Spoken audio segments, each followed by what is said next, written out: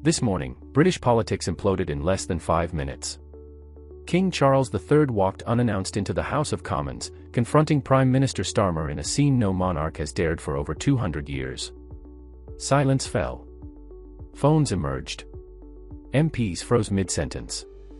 And then, in a moment broadcast across every news channel, the king delivered a document with legal weight, citing a constitutional clause so obscure most parliamentarians hadn't even heard of it. Within moments, chaos erupted, ministers panicked, and Starmer's political career began to unravel live on camera. This is the moment Britain's monarchy reminded the nation who truly holds authority. This morning, the House of Commons became the stage for a scene no one in modern British history could have imagined. Without warning, the chamber doors burst open, and in walked King Charles III, moving with deliberate, unyielding purpose. MPs froze mid-sentence, mouths agape, as every protocol that had governed parliamentary procedure for over 2 centuries vanished in an instant. Phones emerged, cameras clicked, but no one dared approach. Conservative MPs, usually poised and ready for debate, looked as if they'd been struck by ice. Starmer, standing at the dispatch box, turned pale, gripping the wood like a lifeline, unable to process the unfolding reality. Whispers ricocheted across the chamber, but the king's presence silenced them instantly. Every eye followed his measured steps, the subtle weight of history echoing in the air. Journalists scrambled for notes, recognizing that this was not a symbolic visit but a direct, unprecedented intervention. The murmurs escalated into gasps as Charles neared the front, the significance of his action dawning on everyone present. Cameras captured the tension, while aides froze, unsure how to respond. This was more than protocol broken, it was a declaration: the monarchy still commands attention, and in these few minutes, the political landscape shifted irrevocably. Parliament, a symbol of British democracy, suddenly felt fragile, almost mortal, under the gaze of the crown. King Charles stopped 3 feet from Starmer, his eyes burning with centuries of royal authority. The chamber fell into an eerie silence, so complete it seemed you could hear the collective heartbeat of every MP. Then, with a measured, unwavering voice, he spoke: "Prime Minister, you have tested my patience." Time seemed to stall. MPs leaned forward, eyes wide, barely daring to breathe. Starmer's jaw tightened, a flicker of disbelief crossing his face, his hands clutching the dispatch box as if it could anchor him against the storm.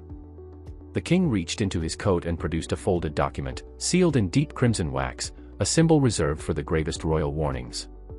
Every eye followed as he lifted it, the weight of history and authority pressing down on the chamber. This was no ceremonial gesture. Charles's presence, his words, the document, it all signaled that the situation had escalated beyond political debate into constitutional territory. Conservative MPs exchanged glances, stunned, while Labour members shuffled uncomfortably.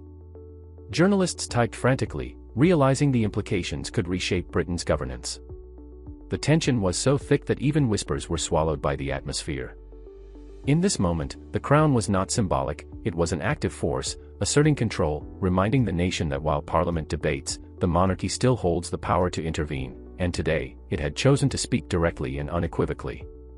The chamber was frozen as King Charles raised the crimson wax document and began to speak with deliberate gravity.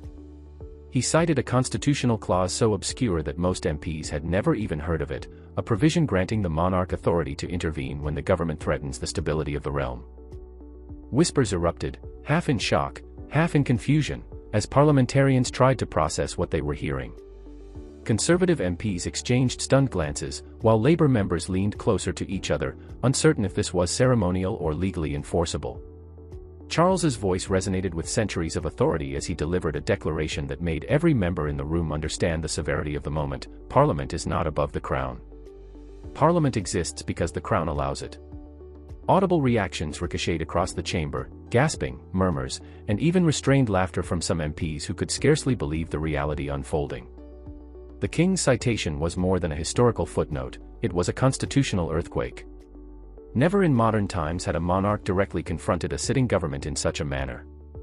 Every journalist, every camera, every phone captured the extraordinary moment. The chamber's energy shifted from debate to awe. The monarchy, often ceremonial in public perception, had asserted active authority. For the first time in decades, the crown was no longer a symbol, it was a tangible force, reshaping British politics before the very eyes of the nation. Then came a move that stunned even the most seasoned parliamentarians. Without a word to Starmer, King Charles walked past him entirely and handed a second document directly to the Speaker of the House. Shock rippled through the chamber. MPs and journalists alike realized the legal weight of this act. This wasn't a suggestion or a ceremonial gesture, it was binding, undeniable, and unprecedented. Starmer's face went ashen, his disbelief evident, while aides and ministers froze, scrambling to comprehend what had just transpired. The king leaned in, his voice low but clear enough for the Prime Minister to hear, "This is your final warning." Then, without pausing for reaction or discussion, Charles turned and walked out. The chamber doors closed behind him with a resounding echo, like a gunshot marking the definitive end of an era. The sound lingered in the air, leaving MPs stunned, whispering among themselves, and desperately attempting to regain composure. Cameras captured every detail, journalists typed furiously, and aides rushed to relay the monumental news. The act of bypassing the Prime Minister was more than symbolic, it was a clear message: the king's authority is active, direct, and not constrained by political convention. Parliament had witnessed an intervention of historic proportions, one that would dominate headlines, discussions, and political debates for weeks, if not decades. Every member of the chamber understood one undeniable fact: nothing would ever be the same again. The moment King Charles exited, the chamber erupted into controlled chaos, though controlled hardly describes the scene. Labour MPs scattered, some whispering frantically among themselves, others retreating to side corridors, desperate to figure out a plan, or simply escape the tension. Ministers jostled for position, aides ran back and forth carrying papers, phones rang endlessly, and no one dared to make a decisive move. Starmer remained frozen, hands gripping the dispatch box as if it could somehow anchor him against the storm, but no one came to his side. The Speaker attempted to restore order, pounding his gavel and calling for attention, but the authority of the chamber felt hollow. Conservative MPs openly smirked, exchanging knowing glances that spoke louder than words, even they were astounded at the public display of power. Whispers turned into nervous murmurs, and the air crackled with a tension that seemed to stretch seconds into eternity.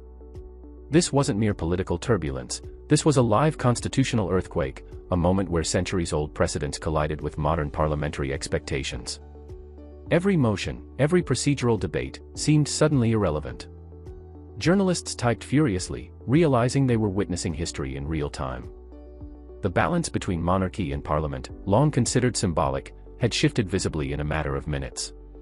The political earthquake wasn't over, it had only just begun. Outside Westminster, the story exploded into the streets. Thousands of citizens gathered spontaneously, divided into camps, half chanting, "Defend the crown," while the other half shouted, "No king in politics."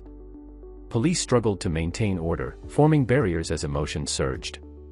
News outlets scrambled to report every detail, emphasizing the legal weight of the king's warning and its implications for government proposals. Social media lit up instantly, trending hashtags like #KingForStar and #BackTheCrown reflecting public fascination and polarization. Polls showed an immediate 12-point drop in Starmer's approval ratings, an unprecedented collapse within hours. Markets reacted with jitters, the pound dipped, investors fretted over potential government paralysis, and credit agencies hinted at emergency reviews. Foreign leaders weighed in cautiously, with one EU official noting that Britain appeared more unstable than it had been since the Suez Crisis. Commentators highlighted the rarity of such a direct royal intervention, framing it as a constitutional event with long-term consequences. Breakfast shows dissected every word, every gesture, replaying the moment Charles bypassed Starmer and handed the document to the Speaker. The public's response was as swift as it was dramatic. Citizens rallied, debated, and mobilized. In less than a morning, the event had transformed from a parliamentary incident into a national spectacle, reshaping perceptions of the monarchy, government authority, and the fragility of political power. By late evening, Downing Street had descended into a state of utter panic. Ministers rushed into emergency meetings, their faces tight with tension, avoiding eye contact as if acknowledging each other might acknowledge the collapse. Phones rang incessantly, aides darted through corridors, and notes were scribbled and discarded in frustration. Amid the chaos, a leaked 9-second audio clip surfaced, capturing Starmer shouting, "The king has no authority here." None, immediately followed by a fist slamming onto a table. The audio went viral within minutes, amplifying the sense of crisis and revealing the Prime Minister's raw desperation. Cabinet members began resigning in rapid succession, 3 senior ministers initially, followed by 5 more before sunrise, each departure a signal of crumbling loyalty and mounting political pressure. Westminster itself took on a surreal, almost cinematic quality. Journalists described the streets as quiet yet tense, the hallways empty except for hasty officials, and Downing Street resembling a crime scene, silent except for the occasional muttered conversation or the rapid click of a reporter's camera. Overnight, political norms fractured.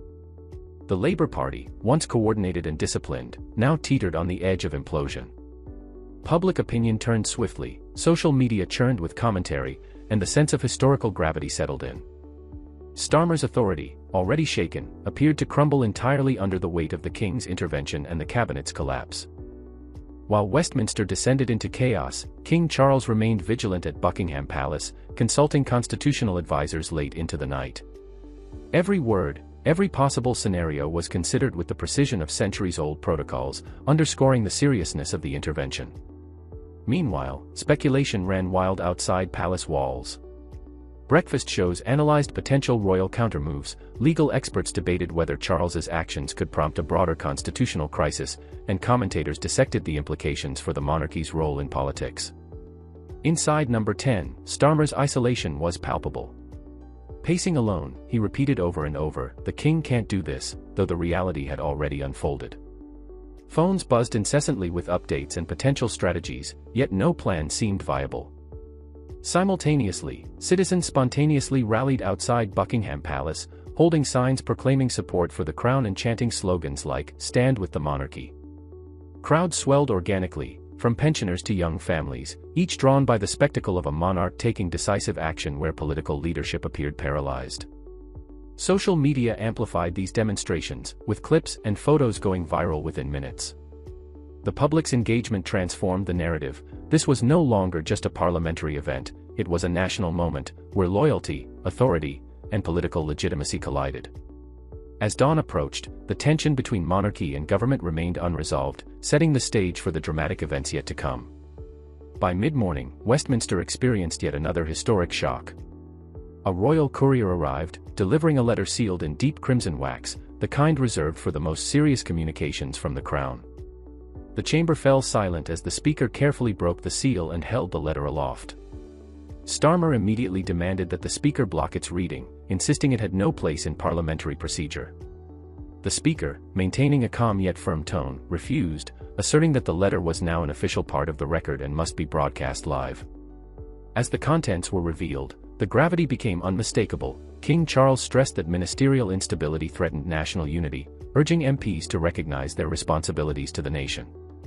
Every word carried legal and symbolic weight, a reminder that the monarchy could intervene to preserve constitutional order. Conservative MPs watched with restrained satisfaction, while Labour MPs shifted uncomfortably, realizing the message directly undermined their leader. Outside, news spreads like wildfire, with media outlets framing the letter as a direct threat to Starmer's authority. Social media exploded with reactions from both royal supporters and critics, driving hashtags trending nationwide. Public opinion began to sway, polling quickly reflecting concern over Starmer's ability to maintain control. In mere hours, the letter had transformed from an official note to a symbol of political reckoning, setting the stage for the inevitable unraveling of the Prime Minister's position. And yet, the story remained unresolved. Questions hung in the air: is Starmer finished? Will Labour formally force him out, or can he somehow stabilize his position? How will this unprecedented royal intervention reshape the balance of power between monarchy and government? Britain, and the world, waited for answers, the tension palpable, the consequences uncharted.